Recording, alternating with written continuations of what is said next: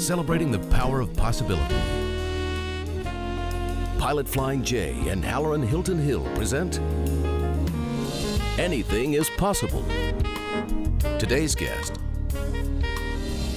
Hashemian Part 2. Welcome back to Anything is Possible. And let me just take a minute to thank you for watching this wherever you're watching it. You could actually be looking at this on your phone on YouTube, or you might be watching it streaming through some service or watching on Channel 10. Wherever you're watching this, thank you. To get to do this, I'm a really grateful person. In fact, I wear this onyx bracelet. Somebody was asking me about this the other day. I've transform this into just a gratitude bracelet. So sometimes when I'm having a not so good day, the way I reset myself is I'll think of something I'm grateful, for which I'm grateful, and I will say it over and over and over again until I make a full cycle on the bracelet. And by the time I get done with that much gratitude, I'm reset. And so to have an opportunity to do this, I'm like really grateful to do this, because I believe this is what I'm supposed to do with my life. We were having a conversation before we started about that, and I want to put light into the world. I want to do that. Dr. Hashemian is with us today, and it is great to have you here. Well, thank you. So the laughter, right? Between the two shows that you're seeing here, we've had a lot of laughter, and you know, that's one of the things I noted when we were at the Hall of Fame dinner. I just love your spirit. And sometimes when you talk about the spiritual essence of a person in business, those two things don't always go together.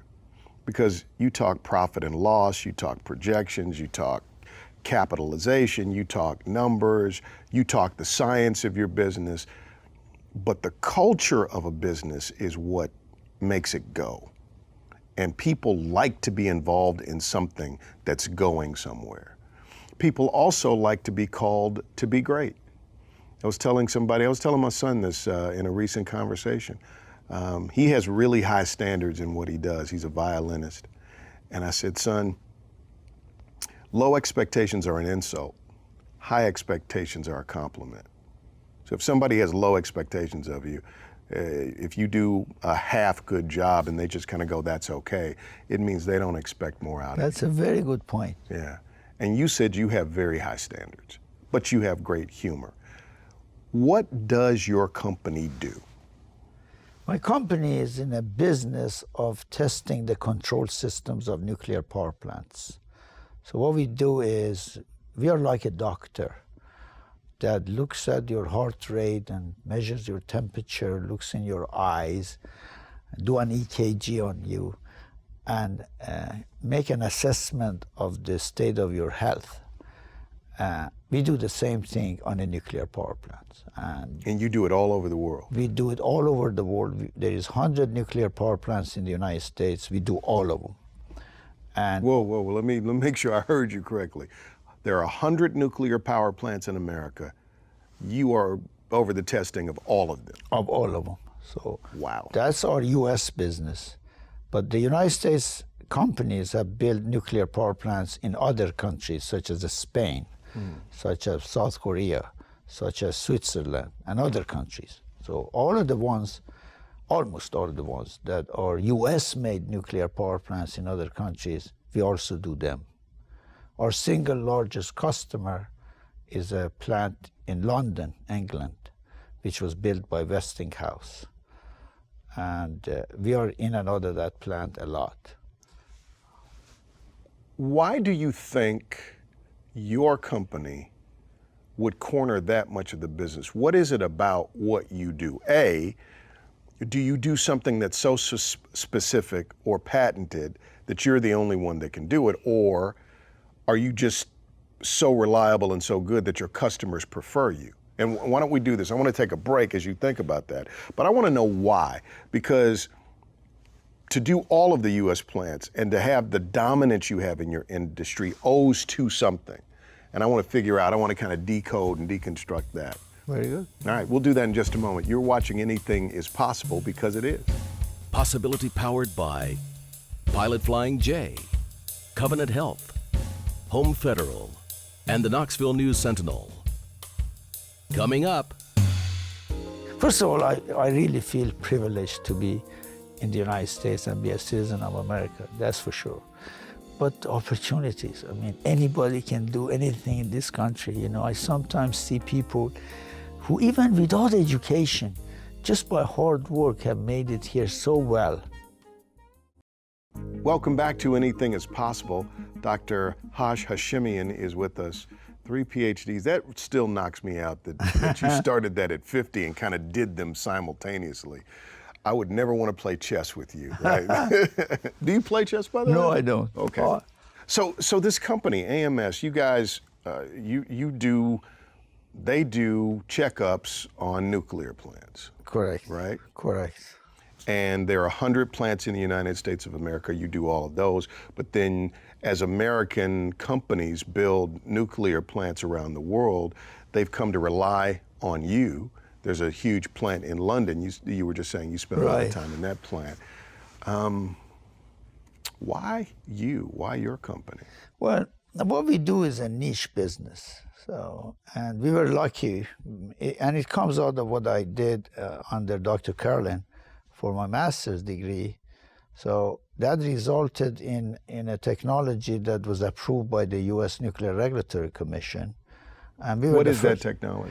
It's a technology that allows you to measure the speed of response of the control systems of nuclear plants for temperature. So if the temperature in a nuclear plant suddenly changes, you have to know that within less than 5 seconds in most cases. So what we do is we verify that you really can see that temperature change in less than 5 seconds. That's how we started the company. So you're literally measuring measurement. Exactly. We measure what it takes for a plant to respond to an upset. So if there's a problem, you got to know it quickly, because if you don't, you got a problem. In a nuclear plant can go really high in what we call neutron flux or power very fast. If So let me ask you this. You do your master's degree work, you come up with something that's approved by the Nuclear Regulatory Commission. Very easily, you could have just gone to work for someone else. Right. Why did you and this professor decide to create something new as opposed to just find a great job? You know, at that time, the University of Tennessee was very liberal in their approach to letting graduate students do more than just their graduate work. So they sort of looked the other way, as a bunch of us, it was not just me, worked on trying to do what we wanted to do besides just getting a degree. And as a result of that, several companies, a lot bigger than mine, many of them, started here in Knoxville. For example, CTI, by Terry Douglas, was started, and this company was later sold to Siemens for $1 billion. So we have stories like that. So these are all in late 1970s, early 1980s, where the Tennessee Technology Corridor idea was actually hatched. Right, it's there. And the Pellissippi Parkway between airport and Oak Ridge. Of course, we expected a lot more to happen over the last 30 years. Things happened, but not at the rate that I was expecting and other people were expecting. We thought we will have a Silicon Valley here as well. Why do your business partners prefer you? What is it about the culture and the way you do what you do that gives them that much confidence to say 100% of the business? I think if I was going to give one single answer, is our availability. You can call me at 4 o'clock in the morning and get me to respond to your emergency. And we used to actually have to fly private jets from Chicago and other places to Knoxville to fly out to a nuclear power plant and respond to an emergency. So our availability is probably one of the things that people respect. And the reason that's good is because larger companies that do stuff that we do are too large to be able to get up at 4 o'clock in the morning and be there. All right, so then this is where it would get very interesting to me, right? you've got the U.S. market, you're dominant wherever U.S. companies are building nuclear plants. GE is in that business. I remember when Jack Welch was the CEO of GE, the way he ran that enterprise was be number one or number two in your field or get out of the business. But their acquisition strategy was built around that too. Warren Buffett loves people who are in niche businesses that you have to have, where you've got good cash flow, where you have some technology that you have control of. So if I'm GE or Warren Buffett, I'm knocking on your door. I'm saying, Hash, I'll give you $1 billion for AMS. They've got to be trying to acquire you. GE has to be trying to acquire you. How much of a check do you need to get this deal done today? Yeah, this actually happens a lot, but I really don't need money. Not that I'm very rich, but I have what I need. But I love my job, and wait. I'm gonna give you. Okay, look, let's run it up. I'm gonna give you $5 billion for AMS right now. Let's do this deal. I will sell it to you for $5 billion. You got that deal. What You're gonna be crazy to give me $5 billion. What keeps you from being acquired? What is that? I cannot name them because they're public companies, but we are target of acquisition, as you said, because we are in a niche business. We can generate a lot more revenue if we were not as small as we are. But I have not been interested. No, if it was billions, of course I would have sold it, my friend. And if you write to buy it for $5 billion, you got the deal. But and the monies were always good. But I like working. I really can't do anything else better than what I'm doing now. And I wonder what I would do if I don't do this business. I don't play golf. I don't play chess. You asked me that earlier. So I enjoy what I do. So this is what I'm going to do. Wow. And see, this thing that I've been studying about in wisdom, it says that you're supposed to enjoy your work, that you're supposed to infuse it with joy, that in fact, when you enjoy your work, it gives you life. No matter how much money you make, if you can find joy in your work, it gives you life. And that makes sense. So for somebody to write you a check to take away your joy, that's not a good deal. That's not a good deal. Right. Talk to me about your family. I saw you with your family, and you light up when you're a lucky guy too, but you light up when you're around your family. Well, talk to me about your family. That's very true. Of course, I love my family very much. I have a beautiful wife. You met her, Nazi, her name is, and she's very active in the community. She's on the board of directors of Museum of Art. She is a volunteer at Park West Hospital. She was a leadership Knoxville. I guess you were a leadership Knoxville sometime. So she's pretty active, and I'm very proud of her. My son Alex has a master's degree in mechanical engineering from the University of Tennessee, and he works for the company. In fact, he's out in Michigan today in a nuclear power plant. My daughter Nikki has been accepted at the University of Tennessee Law School and at Belmont and other places. And she's looking to become a lawyer, which is great because that's what my father would have loved to see. And my extended family, my brother Merad is a chemical engineer, and he works for the company, has worked for the company for 30 years. He spends a lot of time, I talked about him at the Hall of Fame Award. He spends a lot of time in Spain because we do a lot of business in Spain. So he spent a lot of time in Madrid, where we have a partner. My other brother is in his own business here in Knoxville, is in a car business. My sister is an architect and went to school in University of Arkansas at the same time as Bill Clinton. So that's what we say. And she lives half of the time in the United States and half of the time in Iran. Her son just got his p.hd in mechanical engineering from UT. So he's graduating in 2 weeks. And her daughters, one lives in Spain, married to a plastic surgeon, and his other daughter married to an Iranian doctor who lives in Atlanta. Wow. What a family. When I say America, what's the first thing that comes to your mind? Opportunities. You can do, this is really true. And I'm not saying this because I'm on TV and things. First of all, I really feel privileged to be in the United States and be a citizen of America, that's for sure. But opportunities, I mean, anybody can do anything in this country. You know, I sometimes see people who even without education, just by hard work, have made it here so well and things. I don't think you can find that anywhere else. That's one thing. And the other thing is the people. The people here are wonderful, are very kind and very tolerant, you know. Even the political things you hear, you know, a lot of people ask me, you're Iranian, and you know, have you seen, I've never had any negative anything, ever. And I'm a very vocal guy, and I'm also sometimes get into argument about politics and policies and religion and everything else. People are very civilized once they know you. Once they know you, yeah. Let's take a break. When we come back, I want you to give me a master class in possibility.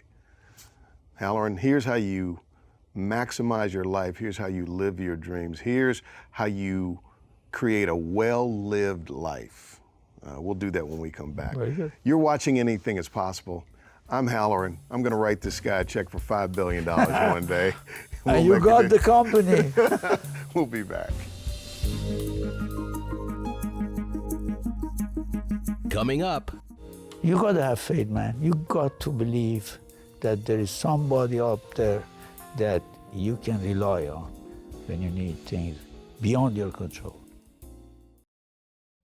Welcome to Anything is Possible.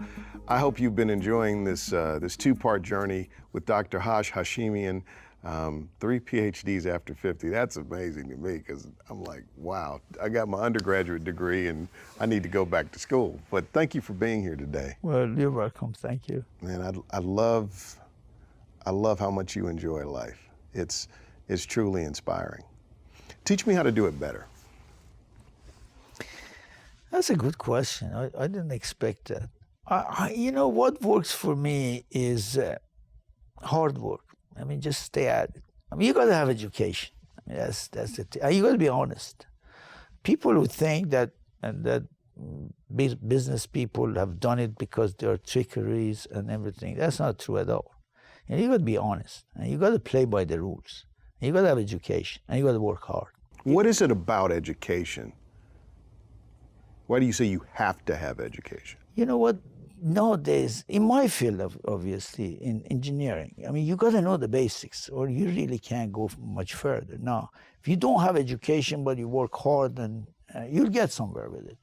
But education is really the ticket, in my opinion, and everything. And you don't have to have a lot of education. In fact, 2 years ago, I was running a conference for the American Nuclear Society in Charlotte. And I invited what I would call some of the top people of my industry. And I had to introduce them. So I asked for their resumes. And I was very surprised that most of them just have a bachelor's degree, which is enough. And a lot of it was not even in engineering. So you don't have to have a lot of education. But you got to have a college right education, a minimum. Right. A college BS in anything. So you said work hard, have an education. What else? Have faith and be honest. Have faith and be honest. Got the honest part. Talk to me about faith. You got to have faith, man. You got to believe that there is somebody up there that you can rely on when you need things beyond your control. Talk to me about your faith. I'm a Muslim. I'm not religious.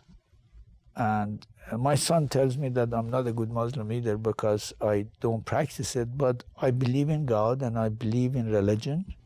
What do you believe about God? You said you have to believe that there's somebody up there that's in control when you don't feel. Unpack that for me. You know, it gives you psychological anchor. It gives you someone to go to talk with when you can't do it yourself, when it's beyond your control, and it really helps you a lot. I have dealt with the family health crisis, big one, and tell me about it. I wonder whether I want to say that publicly, but a close family member had a huge case of health issue, and it was difficult, but I think God got us through it, and we are good. We're good. You know, it's interesting when I asked you about that, you shifted in your chair even, right? And if I were to analyze the shift, I'll tell you what, can I tell you what I saw? Of course.